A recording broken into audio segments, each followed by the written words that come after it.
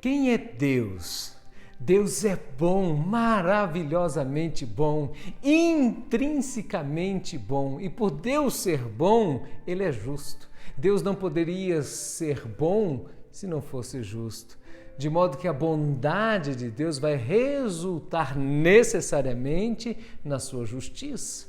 E quando nós falamos da justiça divina, nós estamos falando que está ancorada em sua perfeição e em sua santidade. Do trono de Deus, diz o salmista, emana toda justiça e toda retidão.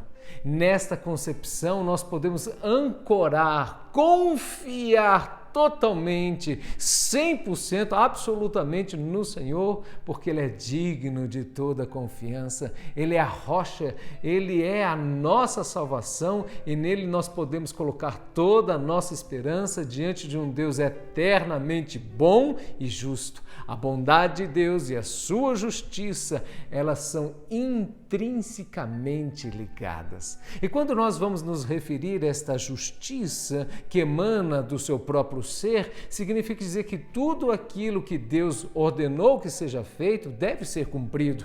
E quando o ser humano deixa de cumprir os seus mandamentos, que são bons, que são perfeitos e que são justos, nós nos tornamos pecadores. Aliás, todo ser humano é pecador porque ninguém consegue cumprir cabalmente, absolutamente a lei de Deus. Então, a lei de Deus que vai nos mostrar a sua retidão, a sua perfeição e também o seu caráter nobre, ele revela em contrapartida o quanto nós somos pecadores e quanto nós necessitamos da graça de Deus. Todos pecaram, Romanos capítulo 3, verso 23.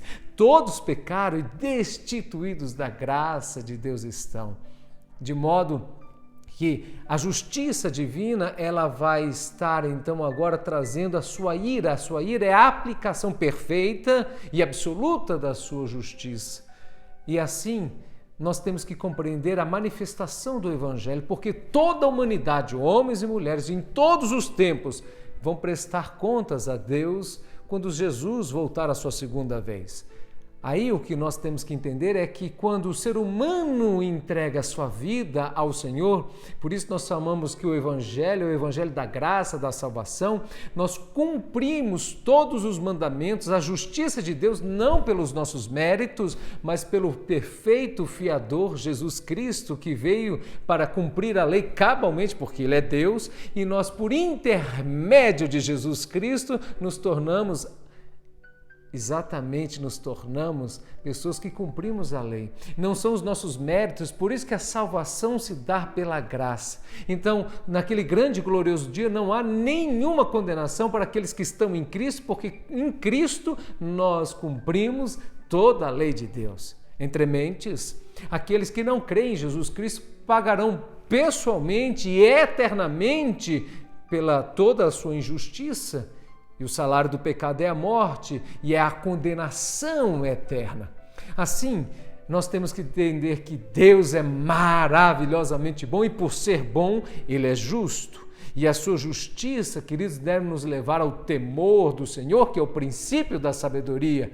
Assim, eu quero convidar a você a conhecer o ser de Deus, a compreender que terrível coisa é cair na mão de um Deus vivo, mas maravilhosa coisa é nós nos achegarmos através do Cordeiro de Deus, Jesus Cristo, que tirou os pecados do mundo, e nós temos então o perdão de Deus.